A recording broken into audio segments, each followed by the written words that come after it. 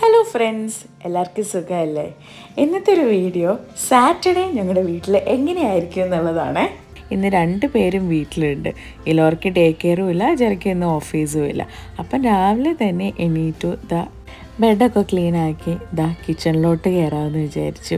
പണ്ടൊക്കെ ഞാൻ ആലോചിക്കുകയായിരുന്നു 11 മണിക്കും 12 മണിക്കും എഴുന്നേറ്റ് വന്നിട്ട് അമ്മേ ഫുഡ് എവിടെ മാത്രം ചോദിച്ചുകൊണ്ടിരുന്ന ഞാനാണ്. ഇപ്പം രാവിലെ എന്ത് വെക്കും, ഉച്ചയ്ക്ക് എന്ത് വെക്കും എന്നുള്ളതിലെല്ലാത്തിലും നേരത്തെ തന്നെ പ്ലാൻ ചെയ്ത് വെക്കും.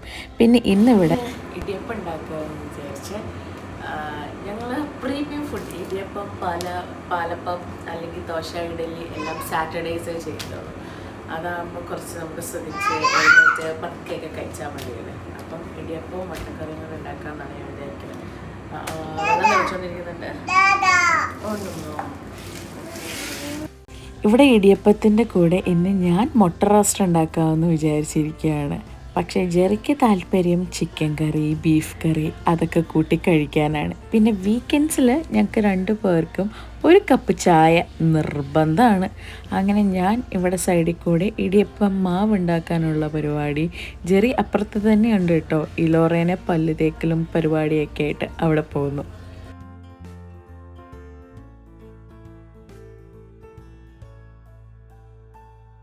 ഞാൻ ഇടിയപ്പം ഇവിടെ ഇങ്ങനെ ഉണ്ടാക്കുന്നത് കേട്ടോ. കെറ്റിൽ നല്ലപോലെ വെള്ളം തിളപ്പിച്ചിട്ട് ആ പൊടിയിലേക്ക് ഉപ്പും ഇച്ചിരി പഞ്ചസാരയൊക്കെ ചേർക്കും കേട്ടോ ഞാൻ, ആ മാവിനൊരു ഫ്ലേവർ വരാനായിട്ട്.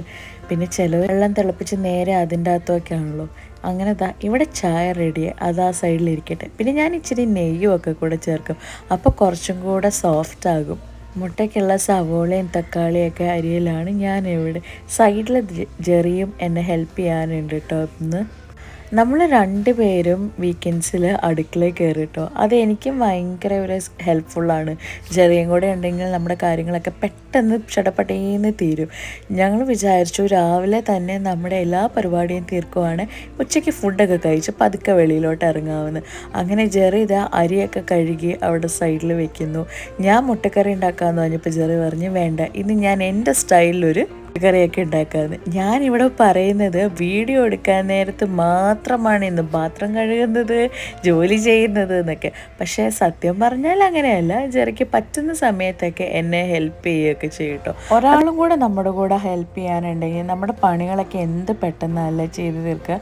പിന്നെ ഞാനിപ്പോൾ ഈ നെയ്യ് പുരട്ടുന്നത് നമ്മുടെ മാവ് അതിൽ ഒത്തിരി ഒട്ടിപ്പിടിക്കാതിരിക്കും. പിന്നെ ഏറ്റവും വലിയ പാടാണ് ഈ സാധനം ഒന്ന് കറക്കാനായിട്ട്. അതിന് ഞാൻ ജെറിയെ തന്നെ വിളിക്കും.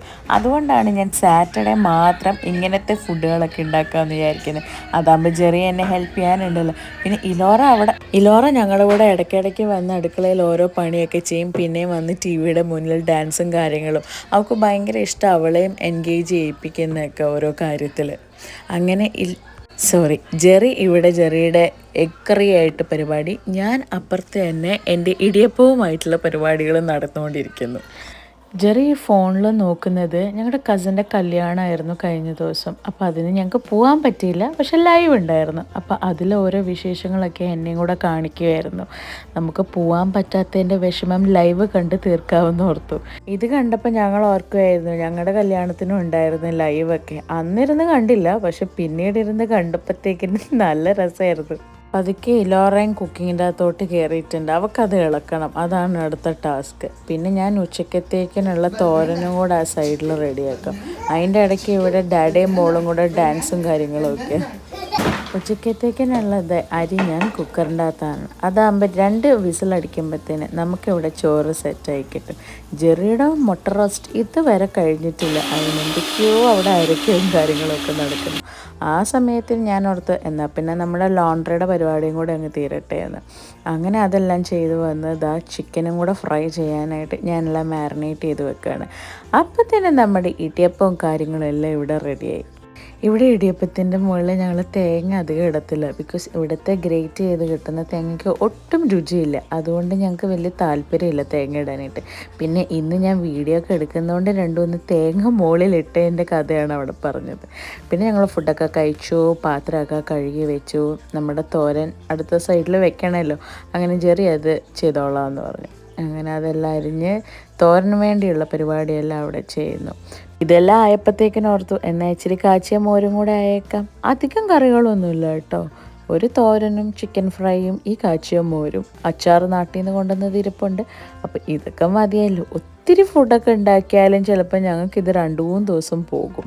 ഞങ്ങൾ ഉച്ചയ്ക്ക് മാത്രമാണ് ഈ ചോറും കറിയൊക്കെ കൂട്ടുന്നത്. വൈകിട്ട് അങ്ങനെ ചോറും കാര്യങ്ങളും കഴിക്കത്തില്ല. ഞങ്ങൾക്ക് ചപ്പാത്തി അല്ലെ കറി, വേറെ എന്തെങ്കിലും സാലഡ്സ് അങ്ങനത്തെയൊക്കെയാണ് ഞങ്ങൾക്ക് രാത്രി താല്പര്യം. അതുകൊണ്ട് ഞങ്ങൾ മിനിമലായിട്ടുള്ള രീതിയിൽ മാത്രമാണ് വെക്കുന്നത്. സാറ്റർഡേ കുക്കിംഗ് മാത്രമാണോ എന്ന് നിങ്ങൾ വിചാരിക്കില്ല കേട്ടോ. ഞങ്ങൾക്ക് ഉച്ച കഴിഞ്ഞ് വേറെ പരിപാടിയൊക്കെ ഉള്ളത് കൊണ്ട് രാവിലെ എല്ലാം തീർത്ത് വെക്കാമെന്ന് ഓർത്തു. പിന്നെ എല്ലാ ശനിയാഴ്ചയും ഇങ്ങനെയൊന്നുമല്ല. ഇന്ന് ഞങ്ങൾ കുറച്ച് നേരത്തെയൊക്കെ എണീറ്റത് കൊണ്ട് ഞങ്ങൾക്ക് കാര്യങ്ങളെല്ലാം നേരത്തെ തീരുന്നു. അത്രതന്നെ ഉള്ളൂ.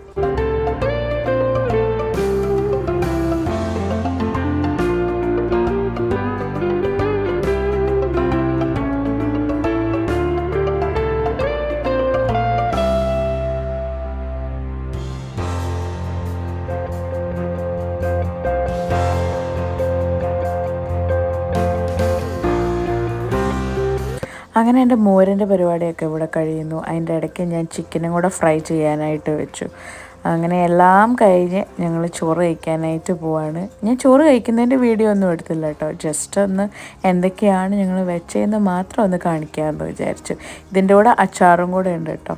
അങ്ങനെ ഫുഡൊക്കെ കഴിച്ച് ഞങ്ങൾ കുറച്ച് നേരമൊക്കെ ഒന്ന് റെസ്റ്റ് ചെയ്തിട്ട് ഇനിയും പതുക്കെ വെളിയിലോട്ട് ഇറങ്ങാമെന്ന് വിചാരിച്ചു.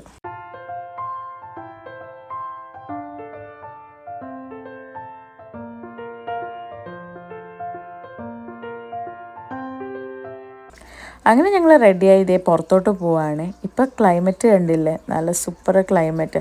ചൂടുണ്ട്, പക്ഷെ നമുക്ക് സഹിക്കാൻ പറ്റുന്ന പോലെയാണ്. അപ്പോൾ ആദ്യമേ ഞങ്ങൾക്ക് കോസ്കോയിലായിരുന്നു പോകേണ്ടത്. അങ്ങനെ ഞങ്ങൾ കോസ്കോയിലൊക്കെ പോയി സാധനങ്ങളെല്ലാം വാങ്ങി ഒന്ന് പാർക്കിലൊക്കെ പോയിട്ട് ഞങ്ങൾ നേരെ വീട്ടിലോട്ട് പോകാമെന്ന് വിചാരിച്ചു. എൻ്റെ ഫോൺ അപ്പത്തേന് ഡെഡായി. അതുകൊണ്ട് എനിക്ക് അവിടുത്തെ വീഡിയോസ് ഒന്നും എടുക്കാൻ പറ്റിയില്ല. ഇനി മറ്റൊരു വീഡിയോ കാണാം. Bye bye.